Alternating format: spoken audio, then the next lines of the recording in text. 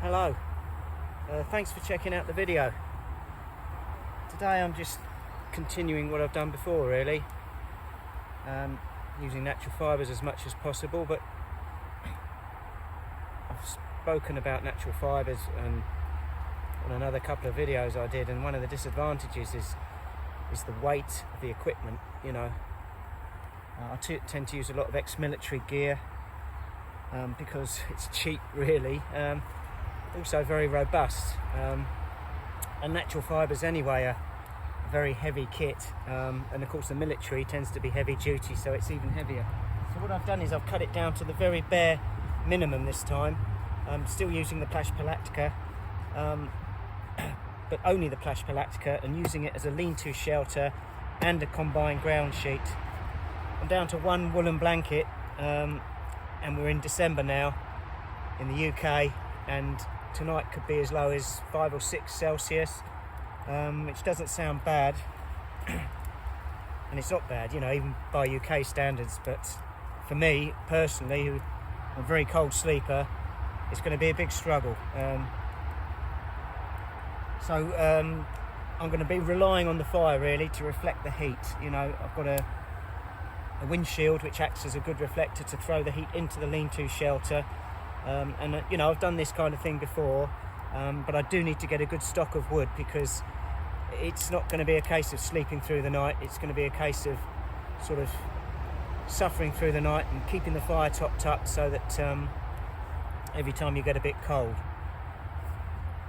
I do apologise for the background noise, because it's also a stealthy camp today.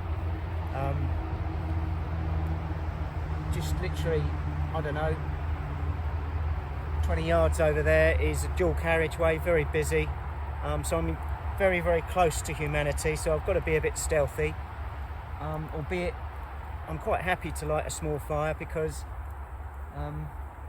most of the humanity is zooming past me at 60-70 mile an hour, and I'm in a thick wooded area at the side of the road, so I think it's unlikely that you know, I'm going to be disturbed unless one of the vehicles decides to leave the carriageway and jump about the forest a bit. Yeah, so just having a brew now, and then it's going to be a case of getting a lot of wood, because this time of year darkness falls rather quickly, and I need a big pile of wood if I'm going to make it through the night without just sort of basically being awake and stomping around and doing press-ups and things just to keep warm. You know, I'd like to doze and get an hour here or there. Yeah, but as I say, most wild campers are probably used to very disturbed night's sleep, so it's not the end of the world, but this one will be particularly bad, because it will be a case of using this small fire to get me through the night on really what I'm wearing, and one wool blanket and one sheepskin rug. Right, let's get the tea ready.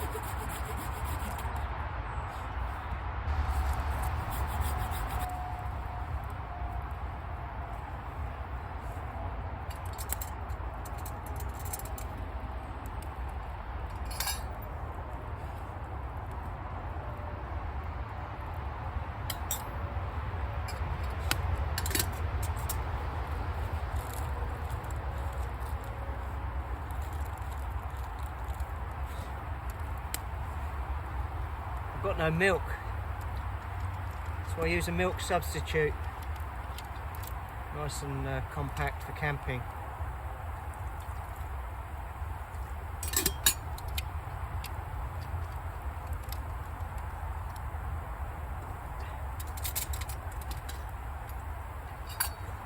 Cheers.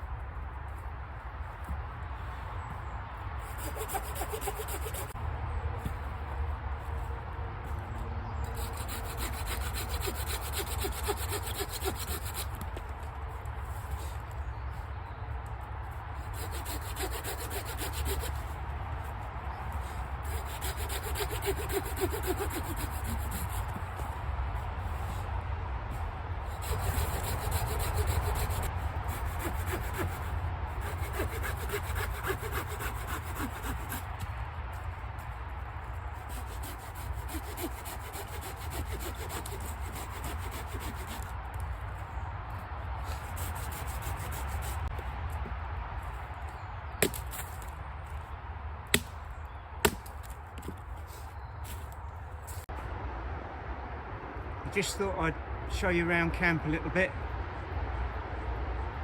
There's the little plot, reasonably stealthy, a little bit smoky at the moment. I don't know if you can see some of the vehicles. This is the side of the road, and there is a way, I found a way through to get a better view, so I'll try and take you there.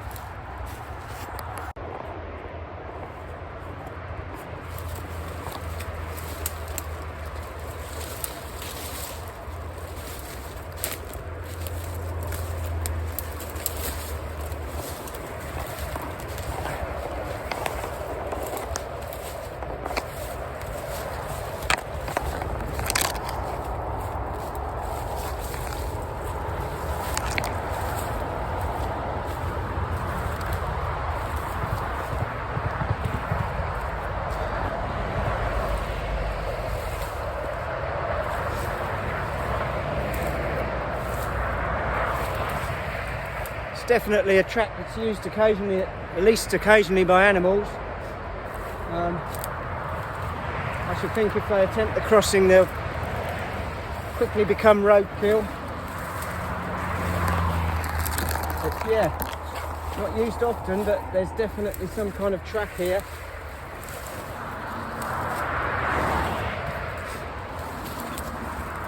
And people are using this as landfill, so I was probably pull up in this little bit here and illegally dump stuff. Yeah. And across the other side of the road, buildings and a bit of humanity, and there's a couple of sort of villages over there, not far at all.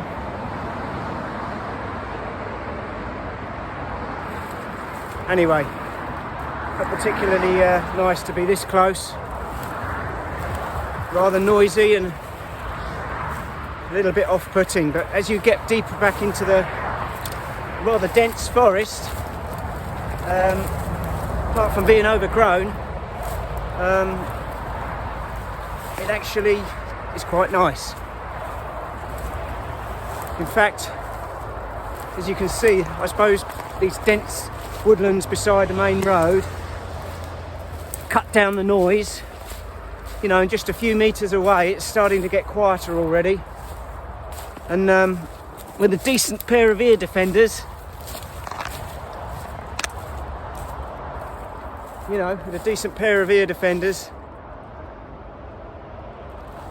you could imagine you're in any forest in England, really. I've not seen any deer here, but there's owls at night, and you know, not as much wildlife as you'd get in the quieter woodlands, which is a shame, but I suppose that's what keeps it peaceful. I've never never met anybody here. I think I met a dog, a sort of stray dog once around here. But no, people don't come here, I suppose. You know, with that road you can understand why. But that makes it a little oasis of wildlife, for the wildlife that are either deaf or can put up with that kind of noise and cope with it. Yeah, makes for a noisy night's sleep for me, but I think hypothermia is probably more worrying to me than the noise. Anyway, I'll get back to camp.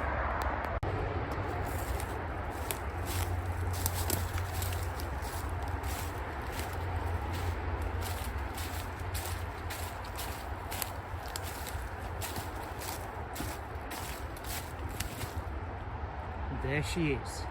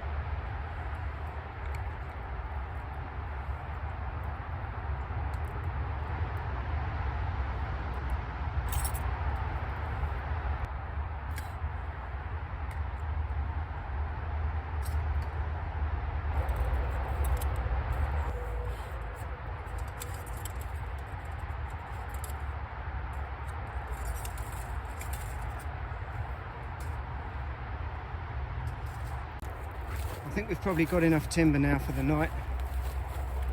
This kind of size of pile would normally, you know, do. Bearing in mind it gets dark early. It'll be dark in 3/4 of an hour. It gets dark at 4 o'clock at this time in the UK.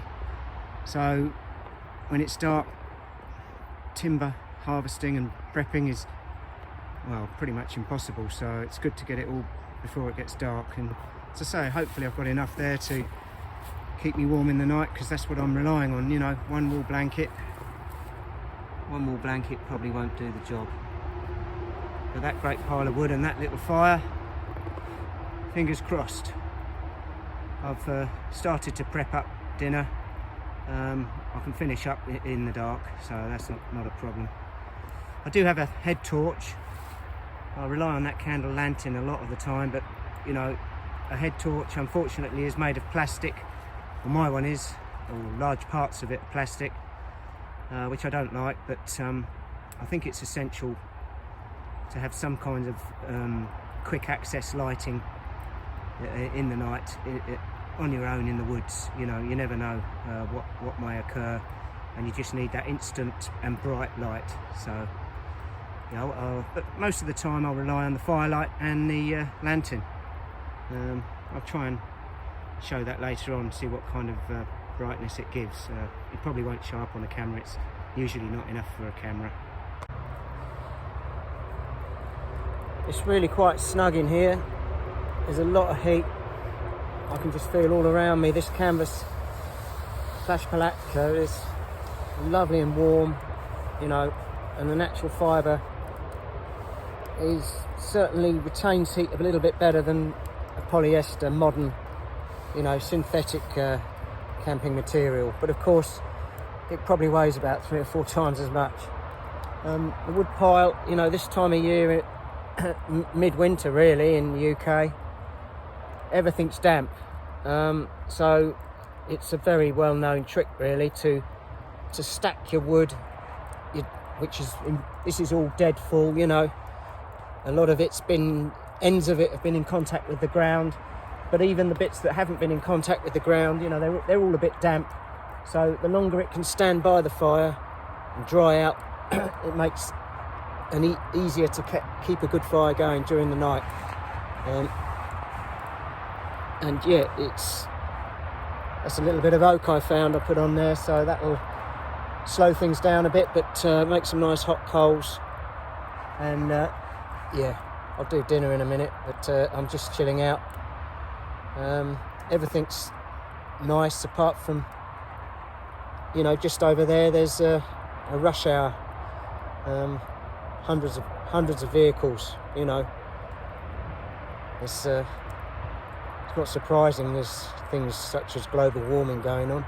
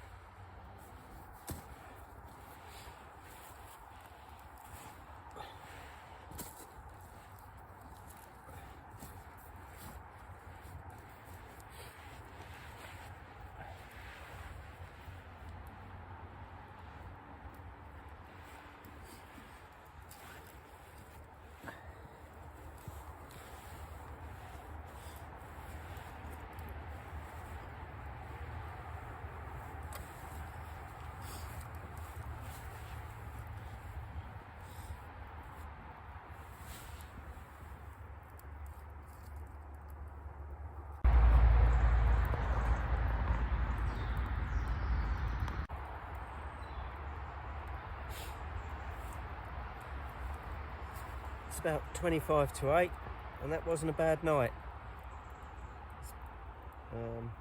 It was cold, but the fire really did its job and kept this little area warm. And there's plenty of timber left actually, so I overestimated slightly, or maybe it just wasn't as cold as I thought it would be. Yeah, reasonably comfortable, reasonable night. Just brightening up now, so I'll start to break camp.